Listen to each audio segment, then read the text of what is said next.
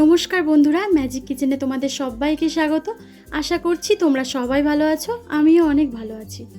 আজ আমি তোমাদের সঙ্গে শেয়ার করব ম্যাঙ্গো কুলফি রেসিপি। আর এই ম্যাঙ্গো কুলফি বানানো ভীষণই সহজ। তাহলে চলো আর দেরি না করে রেসিপিটা শুরু করা যাক।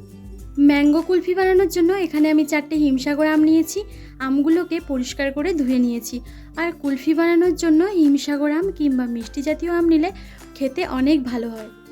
এবার এখানে আমি একটা আম নিয়ে নিয়েছি। আমের মুখটাকে কেটে নেব। পরিষ্কার ছুরি দিয়ে আমের মুখটাকে একটু বেশি করেই কেটে নিতে হবে। আর এই মুখটাকে কিন্তু আমি ফেলবো না, এটাকে আমি পাশে রেখে দিচ্ছি, একটু পরে এটা আমার কাজে লাগবে। তারপর ছুরির সাহায্যে আটির চারপাশটা সুন্দরভাবে কেটে নেব। আর একটা চামচের সাহায্যে হালকা হাতে আটিটাকে একটু ঘোরালেই আটিটা কিন্তু আমের থেকে খুব সহজেই বার করে নিতে পারবো। আর এই একই পদ্ধতিতে আমি প্রত্যেকটা আমের আটি বার করে নেব।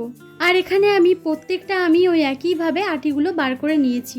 এবার একটা পাত্রের মধ্যে আমগুলোকে তুলে নিচ্ছি।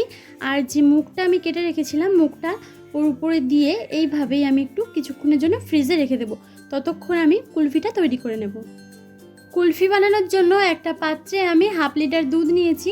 দুধটাকে ভালো করে ফুটিয়ে আমি অর্ধেক করে নেব। দুধটা একটু গাঢ় হয়ে অর্ধেক হয়ে আসলে সেই সময় আমি একটা কাপের মধ্যে 1/2 কাপ মতো দুধ তুলে নেব।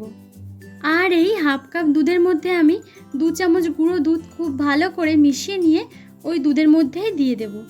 এবার সবটা ভালো করে মিশিয়ে নিয়ে দিয়ে দেব চিনি।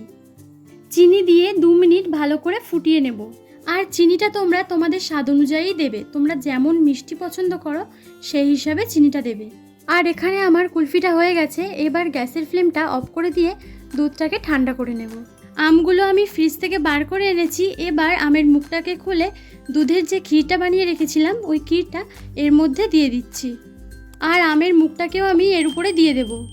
প্রত্যেকটা আমের মধ্যে ক্ষীরটাকে ভরে নিয়ে ফ্রিজের মধ্যে 12 ঘন্টা সেট হওয়ার জন্য দেব। আর বন্ধুরা, তোমাদের কাছে রিকোয়েস্ট থাকলো একবার হলেও এই ম্যাঙ্গো কুলফি রেসিপি তোমরা বাড়িতে বানিয়ে দেখবে, এর টেস্ট কিন্তু দারুণ হয়। 12 ঘন্টা পর কুলফিটা একদম সেট হয়ে গেছে।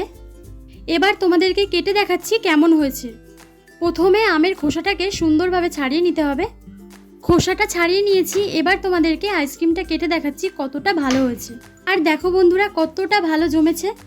আর এই রকম একটু সরু সরু করে কাটবে, তাহলে দেখবে দেখতেও বেশ সুন্দর লাগে, আবার খেতেও কিন্তু বেশ ভালো লাগে।